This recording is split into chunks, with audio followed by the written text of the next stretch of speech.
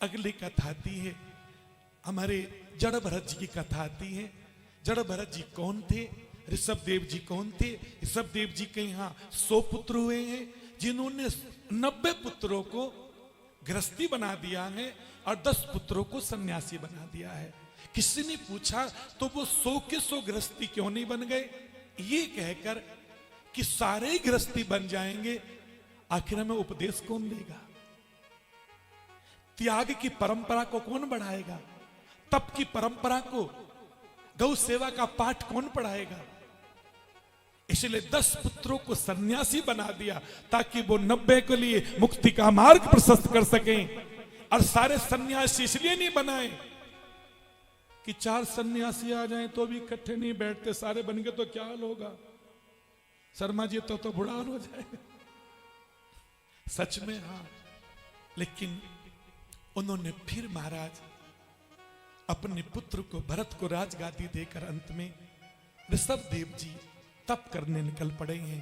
घोर तपस्या की है, इतनी तपस्या की महाराज। तप करते करते एक घटना घटी कि एक दिन गले गले पानी में खड़े होकर ऋषभ देव जी, गंडकी नदी है और वहां सूर्य को अर्घ दे रहे थे। अचानक एक मिर्गी वहां जो अभी जिसकी जो गर्भवती हैं, पीछे शेर की दहाड़ आई। वो मिर्गी ने देखा अब तो बचेगी नहीं, वो उस धारा में कुछ छलांग लगा दी। धारा में छलांग लगाई, उसी जल की धारा में उसको प्रसव पीड़ा हुई। उसने अपने शिशु को जन्म दिया, माने उसी धारा में उसके बालक का जन्म हुआ। वो किसी तरह से तो छलांग लगाकर बाहर निकली, लेकिन किनारे पर जाते ही हिरनी मर गई। अब वो छोटा सा बालक जल की ऐसे हिलोल, कभी डूबता है, कभी निकलता है, कभी डूबता है, जोर जोर से रो रहा था। ऋषभ देव जी को लगा एक महाराज उस हिरण के बच्चे को निकाल लाए। भरत जी उसको निकाल के ले आए। और फिर भरत जी ने सोचा कि अब क्या होगा। जैसे ऋषभ देव जी इतना तप करते थे तो बेटा राजगादी पर बैठा है, तो अब वो पिता की तरह वो भी तपस्या, लेकिन करें क्या? मेरे भाई बहनों उसको ले आए और भरत जी ने उसको भाव से, बड़ी श्रद्धा से उसको वस्त्र से साफ किया, अग्नि जलाई, उसके दूध की व्यवस्था की। अब उनका पहले जो 2,000 माला करते थे, जिनके आंखों में मेरे प्रभु की छवि बसी रहती थी, अब थोड़ी कमी आ गई, क्योंकि उनकी ममता उस हिरण के बच्चे में चली गई। याद रखना, एक छोटी सी बात कह रहा हूं, प्रेम सबसे करना, चूंकि प्रेम बंधनों को खोलता है, लेकिन ममता मत करना। ममता में व्यक्ति बंध जाता है और मुक्ति नहीं मिलती है। सबसे प्रेम करो, चूंकि प्रेम आत्मा से होता है और मोह इस पंचभौतिक देह से होता है। प्रेम परमात्मा के मिलने में साधन है, और ये ममता और मोह ये परमात्मा के मिलने में बाधा डालते हैं। अरे प्रेम निर्मल होता है और ये ममता और मोह ये निर्बल होती हैं। निर्बल मत बनना, निर्मल बनना। निर्बल ठीक नहीं है, निर्मलता ठीक है, निर्बलता ठीक नहीं है। ये जो ममता और मोह है ये भगवान के मिलने में बाधा डालते हैं, और प्रेम ही भगवान से मिलने का साधन है। इसलिए एक बंधन युक्त करता है, एक बंधन मुक्त करता है। आज भरत जी का मन ममता में फंस गया। इतना ही नहीं, अब तो वो हिरण का बच्चा पीछे जब कमर पर चढ़ता है, कमर को चाटता है, उसका हाथ पकड़कर अपनी गोदी में बैठा लेते हैं, उसी को लाड लडाते रहते हैं। अब माला कम हो गई, अब तो महाराज थोड़ा चला जाता है, अरे कहां गया? देखो मैं इसका पिता हूं, पिता की तरह पालता हूं। ये मोह अंदर से आ गया, ये ममता जाग गई, और एक दिन हिरणों का झुंड आया, वो हिरण चला गया, और महाराज वो उसके प्रेम करते करते, ये जरूरी नहीं है, लेकिन अंत में जिसको याद करके, जिसका स्मरण करके, जिसका चिंतन करते करते तुम देह त्यागोगे, उसी को प्राप्त करोगे अंत में। अंतमता सोगता, अंतमति सोगति। आप किसको याद करके शरीर त्यागते हो? भगवान को, बच्चों को, परिवार को, किसको? अंत में श्वास निकले तो मेरे प्रभु का नाम लेके निकले, ये अभ्यास शुरू कर दो तो परमात्मा को पालोगे। लेकिन उनके मन में अंत में रहा कि वो हिरण का बच्चा कहां गया, कैसा होगा, क्या उसे किसी ने मार दिया होगा, जंगली कोई सिंह तो नहीं आ गया होगा। और वो रो रहा था, क्या कैसे गया होगा। और तभी मेरे भाई बहनों, उस हिरण के बच्चे को याद करते करते उनका प्राणा अंत हो गया। और अगले जन्म में वही राजा हिरण का बच्चा बन के प्रकट हुए। माने जिसको याद करते करते, स्मरण करते करते देह को त्यागा था। अंतमता सोगता, जिसकी अंतिम मति जैसी होती है, जब प्राण छोड़ता है उसको वही, जरूरी नहीं है लेकिन ऐसा हो सकता है वो अगले जन्म में मृग बने। लेकिन जैसे मृग बने, पाप न छिपा पुण्य न हारा। भगवान किसी के पुण्य का हरण नहीं करते, भगवान किसी के पापों को भी नहीं हरते। भगवान तो बस गंगा की तरह हैं। जैसे हमने पाप की गंगा नहा लिए, गंगा जाकर सागर में मिल गई, वो पाप गंगा से सागर में पहुंच गए। लेकिन गर्मियां पड़ी और फिर भाप बनी, बादल बन गए और फिर आकर वो बरस गए। वो जाते कहीं नहीं है, भरने तो पड़ते ही हैं। गौ माता करुणा कर दे तो अलग की बात है। उसी प्रकार भाई बहनों, बस ऐसा भाव जागा। वो मृग आधे पानी में पड़ा है, आधा बाहर है। उस मृग ने प्रभु को याद करते करते अपनी देह त्याग दी और पुनः उनका जन्म हुआ। जन्म हुआ तो उनके पूज्य पिताजी, चूंकि अच्छे कुल में, ब्राह्मण कुल में जन्मे थे, उनको छोटे सु को गायत्री मंत्र सुनाया। चूंकि गायत्री मंत्र ऐसे मंच पे नहीं सुनाना चाहिए, वो वेद का सबसे बड़ा मंत्र है।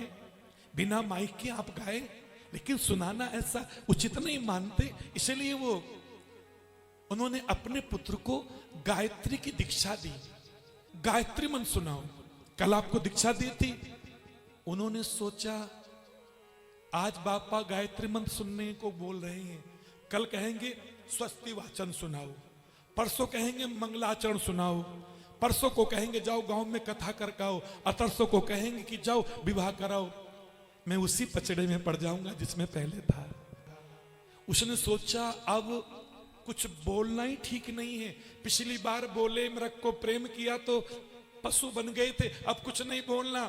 तो पिताजी ने कहा जब तुझे गायत्री मंत्र याद नहीं हुआ तो बिल्कुल ही जड़ है, और नाम रखा जड़ भरत महाराज। उनके पिता ने उनका नाम जड़ भरत रख दिया। लेकिन कुछ दिनों के बाद पिता तो संसार छोड़ के चले गए। सोतेली माँ थी, चूंकि दो माताएं थी, एक के ये थे। उन्होंने देखा एक काम का ना काज का, दुश्मन अनाज का, करता कुछ नहीं है, तो खेत पे रख दिया।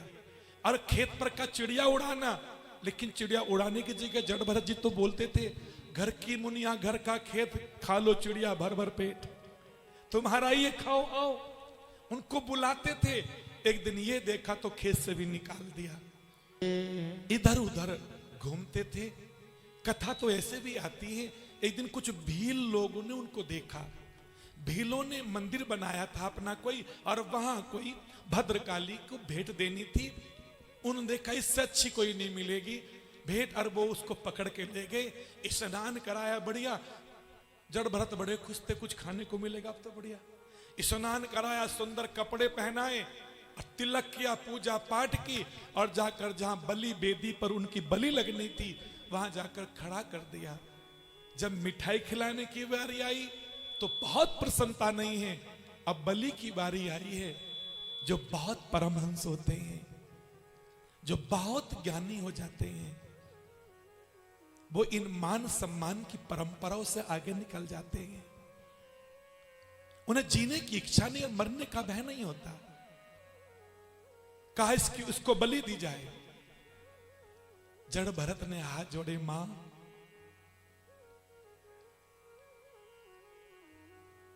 या देवी सर्वभूतेषु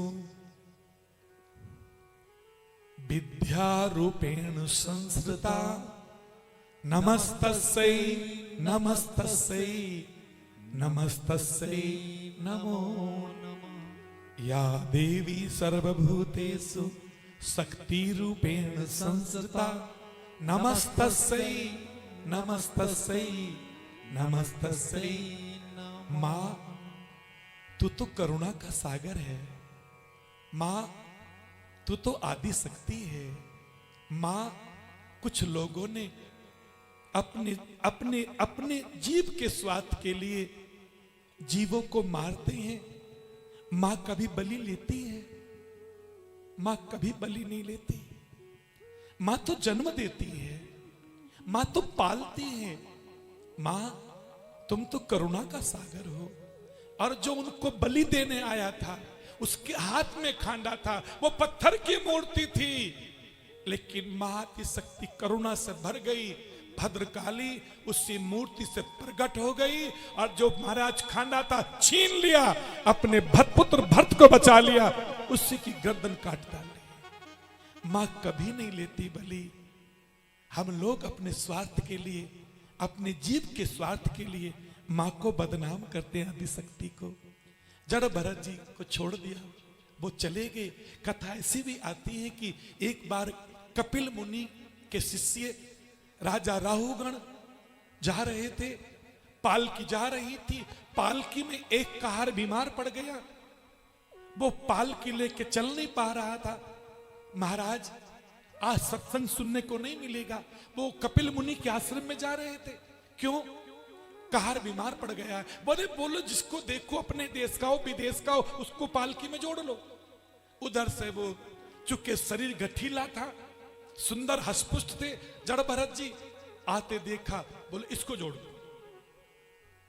उस परमहंस को, बीत राग त्याग की मूर्ति को आज पालकी में जोड़ लिया है। अब वो तो दयावान है, करुणावान है, पालकी को लेके चल रहे हैं। अचानक एक नीचे पैर के कीड़ा आ गया, जैसे वो चीता आया, महाराज जड़ भरत तो ऐसे कूद के पड़े। अब कोई पालकी के नीचे और वो कूदे 1-2 फुट ऊंचा, ऊपर वाले की हालत कैसी होगी? कौन है ये? धूर्त, तू नहीं जानता यमराज के बाद मेरा दूसरा नंबर है दंड देने के लिए। फिर आगे चल पड़े, फिर कीड़ी आई, फिर कूद के पड़े। उन्होंने कहा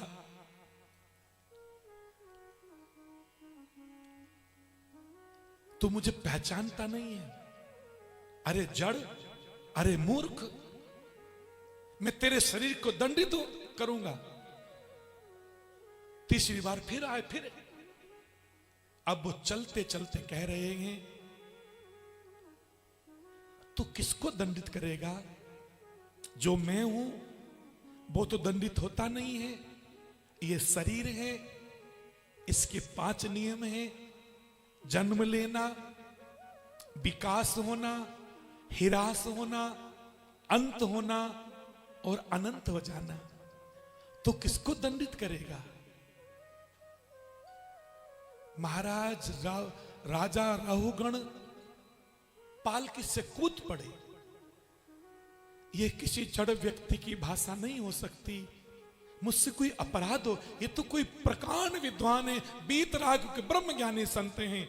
चरणों में गिर पड़ा और महाराज फिर उन्होंने उपदेश दिया। ये उपदेश आत्म ज्ञान का प्रसंग है। ये उपदेश 5 संवादों में सबसे सुंदर संवाद है। और महाराज जानते हो राजा राहुगण कौन था? वो जो पिछले जन्म में एक मृग बना था,